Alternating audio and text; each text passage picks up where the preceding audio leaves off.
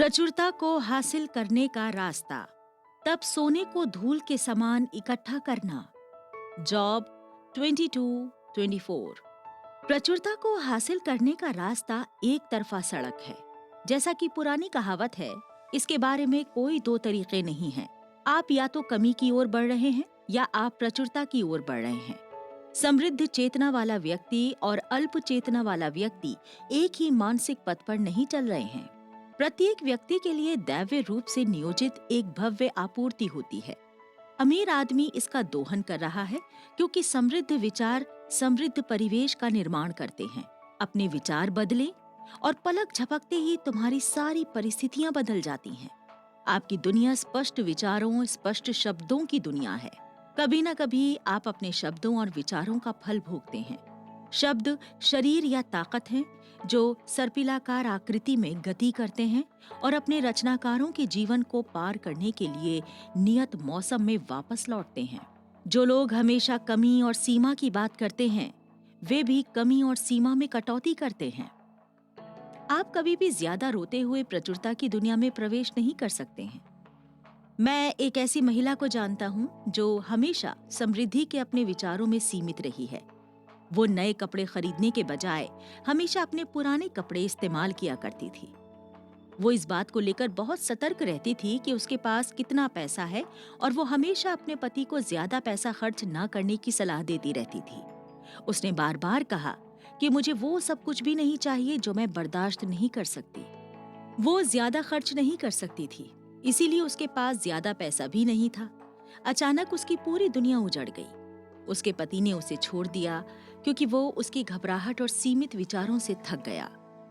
वो निराशा में थी जब एक दिन उसे मेटाफिजिक्स की एक किताब मिली। इसने विचार और शब्दों की शक्ति को समझाया। उसने महसूस किया कि उसने हर दुखी अनुभव को गलत सोच से आमंत्रित किया था। वो अपनी गलतियों पर खुलकर हंसी और उसने उनका लाभ उठाने का फैसला किया। उसने प्रचुरता के नियम को सिद्ध करने का निश्चय किया। उसके पास जो भी पैसा था, उसने निडर होकर अपनी अदृश्य आपूर्ति में अपना विश्वास दिखाने के लिए इस्तेमाल किया। वो अपनी समृद्धि के स्रोत के रूप में ईश्वर पर निर्भर थी। उसने अब कमी और सीमा के प्रति अपनी चिंता जाहिर नहीं की। उसने खुद को महसूस किया और अब वो समृद्ध दिख रही थी। उसके पुराने दोस्तों ने शायद ही उसे पहचाना। वो प्रचुरता के रास्ते में आ गई थी। उसके पास पहले से कहीं ज्यादा धन एकत्र हो गया। अनसुने दरवाजे खुल गए, अद्भुत चैनल मुक्त हो गए। वो एक ऐसे काम में बहुत ज्यादा सफल हो गई थी जिसके लिए उसे कोई प्रशिक्षण नहीं मिला था। उसने खुद को चमत्कारी जमीन पर पाया। फिर क्या हुआ था? उसने अपने शब्दों और विचारों की गुणवत्ता को बदल दिया था। उसने परमेश्वर को अपने विश्वास में और अपने सभी कार्यों में स्वीकार किया। उसके पास 11वीं प्रचुरता हासिल करने के लिए 65 घंटों का प्रदर्शन था, लेकिन उसकी आपूर्ति हमेशा इसके रास्ते में आती थी क्योंकि उसने अपने लिए गड्ढा खुद खोदा था और बिना डगमगाए इसका धन्यवाद दिया था। किसी ने मुझे हाल ही में फोन किया और कहा कि मैं एक पद पाने के लिए बड़ा बेताब हूँ। मैंने उत्तर दिया कि इसे निराशा के साथ मत देखो, इसे प्रशंसा और कृतज्ञता के साथ देखें, क्योंकि यीशु मसीह सबसे महान मेटाफिजिशियन ने प्रशंसा और धन्यवाद के साथ प्रार्थना करने के लिए कहा था। प्रशंसा और कृतज्ञता ही द्वार खोलती हैं, क्योंकि विजय हमेशा प्रत्याशा की ही होती है। बेशक कानून अवैयक्तिक है और अमीर विचारों वाला एक बेईमान व्यक्ति अमीरों को आकर्षित करेगा, लेकिन शेक्सपियर के अनुसार गलत चीज की हमेशा बुरी सफलता होती है। ये छोटी अवधि का होगा और हमारे जीवन में सुख नहीं लाएगा। हमें सिर्फ अखबार पढ़ना है ताकि हम ये देख सकें कि किसी पापी का रास्ता कितना कठिन होता है। यही कारण है कि सार्वभौमिक आपूर्ति पर अपनी मांगों को उचित बनाना इतना आवश्यक क्यों है, और ये पूछना कि दिव्य अधिकार और अनुग्रह के तहत एक आदर्श तरीके में आपका पास क्या है। कुछ लोग समृद्धि को आकर्षित तो कर लेते हैं, लेकिन उसे धारण नहीं कर पाते हैं। कभी उनका सिर झुक जाता है तो कभी वे इसे डर और चिंता से हार जाते हैं।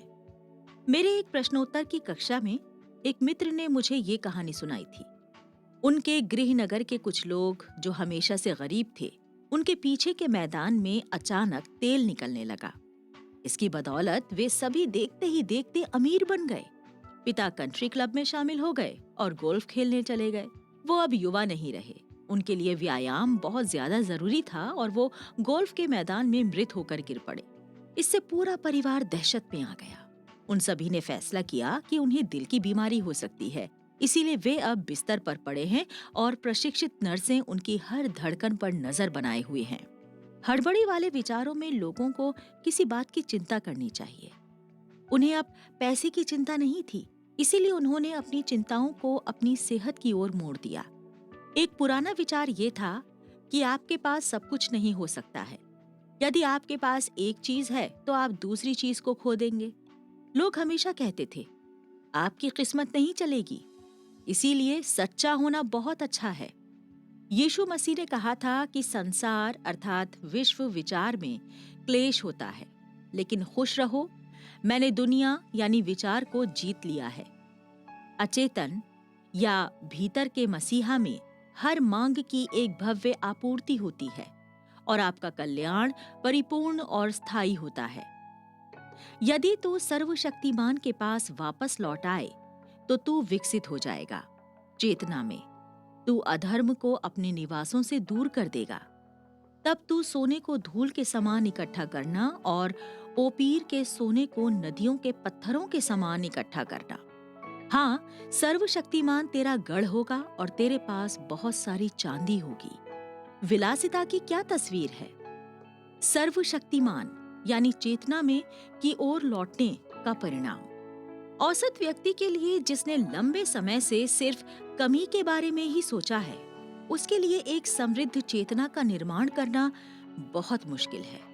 मेरी एक छात्रा है जिसने ये बयान देकर बहुत बड़ी सफलता हासिल की है कि मैं राजा की बेटी हूँ।